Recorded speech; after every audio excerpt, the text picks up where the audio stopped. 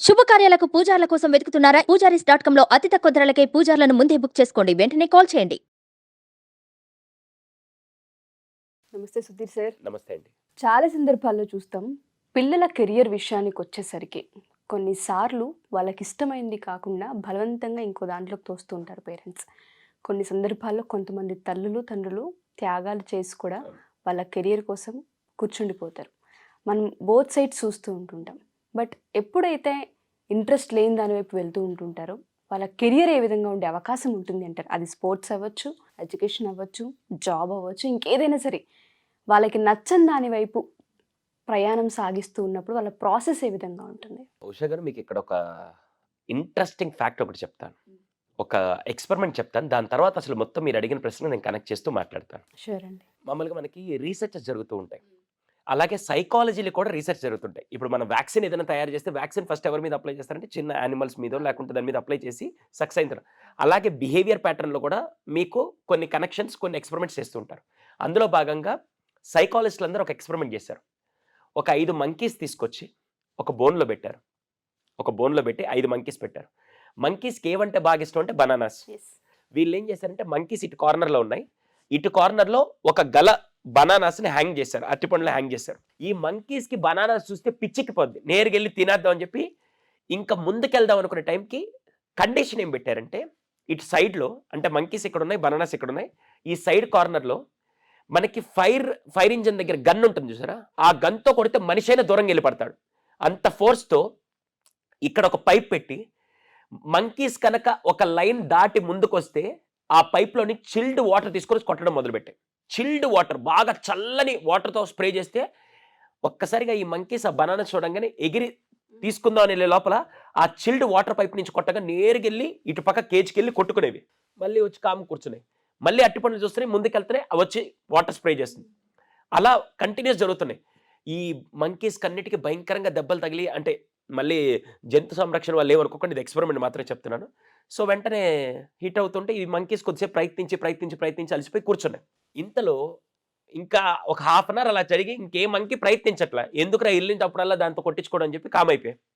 ఎక్స్పెరిమెంట్లో భాగంగా కొద్దిగా ముందుకెళ్ళడానికి సైకాలజిస్టులు ఏం చేశారంటే ఒక మంకీని తీసేసి, 5 మంకీస్లో ఒక మంకీని తీసేసి కొత్త మంకీని తీసుకొని వచ్చి పెట్టారు. కొత్త మంకీని తీసుకొని వచ్చి పెట్టంగానే ఈ మంకీకి ఏంటి అట్టిపండు చూడంగానే వెళ్దామని చెప్పి నేరుగా ముందుకెళ్ళంగానే వాటర్ స్ప్రే అయ్యే లోపల ఈ 4 మంకీస్ తీసుకొని వచ్చి లాగి పెట్టి కొట్టడం మొదలుపెట్టాయి. వాటర్ స్ప్రే అవ్వల, ఈ లోపల ఈ 4 మంకీస్, ముందు ఏదైతే ఓల్డ్ 4 మంకీస్ ఉన్నాయో ఆ 4 మంకీస్ తీసి దాన్ని కొట్టడం మొదలుపెట్టింది.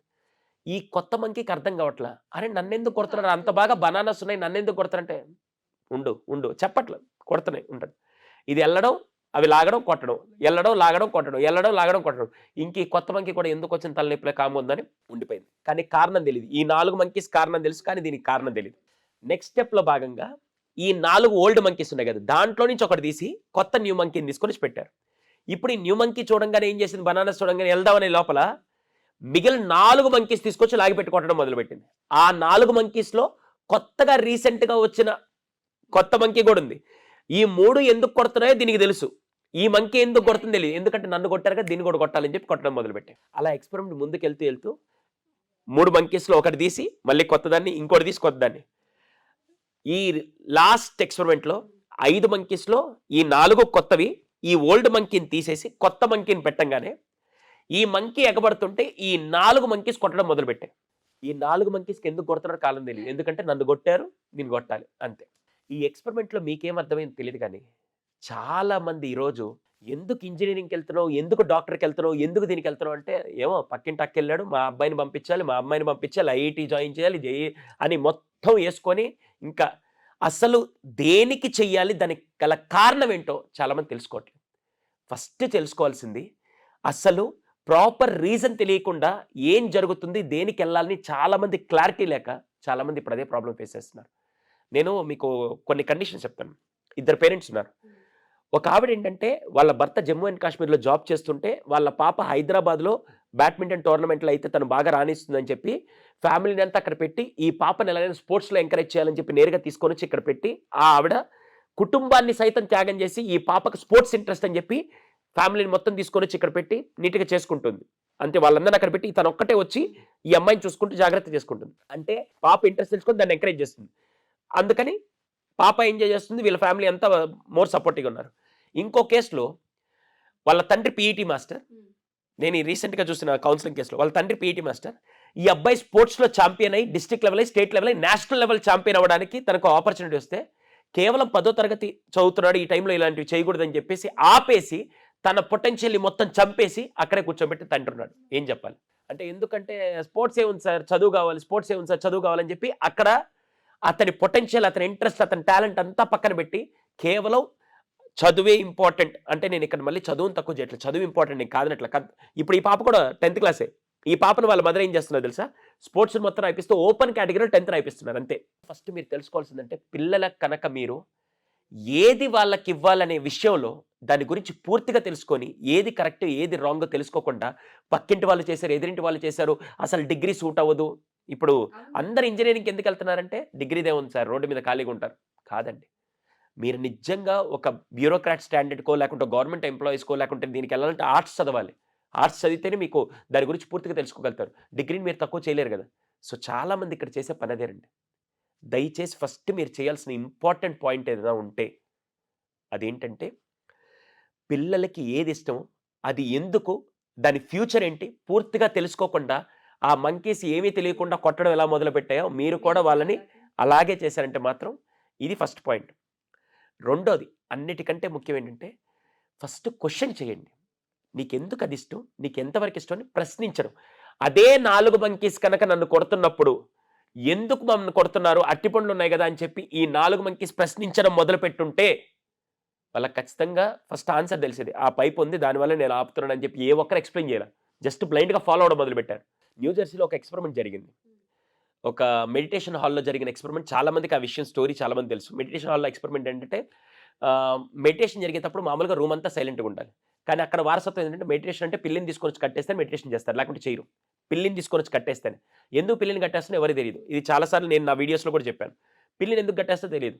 కానీ ఒకడు ఉంటాడు కదా, నాలాంటి ఒక థాట్ ప్రాసెస్ ఉండే పర్సన్, సార్ నేను స్టూడెంట్గా వచ్చాను కానీ నాకు ఎప్పటికైనా అర్థం కానీ మీరు ఎందుకు పిల్లిని కట్టేస్తున్నా అంటే, ఏమో నాకేం తెలుసు, మా గురువు కట్టేస్తున్నాను, నేను కట్టేస్తున్నాను.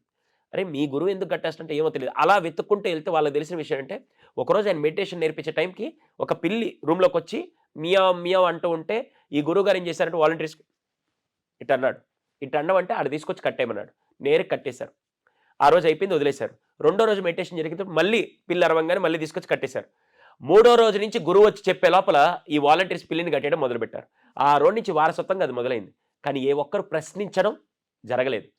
ఈ రోజు నుంచి ఫస్ట్ ప్రశ్నించడం అన్ని విషయాల్లో కనుక పిల్లలకి నేర్పించగలిగితే, సార్ భలేవాళ్ళు సార్, వాళ్ళు చాలా ప్రశ్నిస్తారు సార్, ఎందుకు చేయాలి, ఈ హోంవర్క్ ఎందుకు చేయాలి, ఆ విషయాల్లో కాదు మీరు నేర్పించాల్సింది.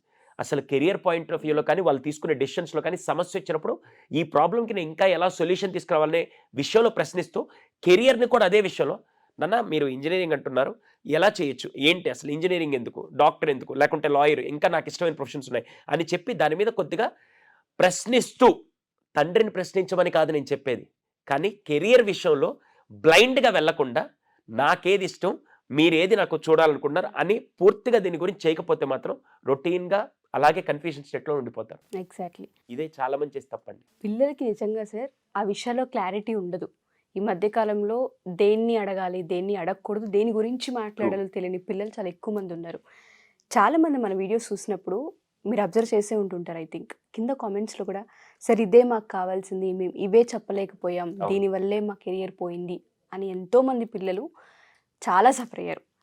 అలాంటి పిల్లలు మన వీడియోస్ చూసినా లేదా పేరెంట్స్ గమనించి మా పిల్లలు కమ్యూనికేషన్ చేయలేకపోతున్నారు, కమ్యూనికేట్ రావట్లేదు, కెరియర్ పరంగా కానివ్వండి, ఇంకేదన్నా సంబంధించి కానివ్వండి, ఒకసారి కౌన్సిలింగ్ తీసుకురావాలనుకుంటున్నాం, లేదా ఏదైనా వర్క్షాప్ జరిగితే అటెండ్ అవ్వాలి అనుకుంటున్నాం అనే వాళ్ళకి మన దగ్గర ఎటువంటి అపాయింట్మెంట్ కౌన్సిలింగ్ ఉంటుంది అంటారు, అండ్ వర్క్షాప్స్ ఏ విధంగా ఉంటాయి? Workshops in future we have the plans also అండి. ప్రస్తుతానికైతే కౌన్సిలింగ్ మాత్రం మన టీమ్ ఆఫ్ సైకాలజిస్ట్. ఇక్కడ చాలామంది అంటే మేబీ ఎవరి దగ్గరికి వెళ్ళాలో తెలియక రాంగ్ పర్సన్ దగ్గరికి వెళ్ళి అలా ప్రాబ్లం ఫేస్ చేస్తూ ఉంటారు. అందుకే నేను ఏం చేశానంటే, మన సుమన్ టీవీ అసోసియేషన్తోనే we have a counselling setup.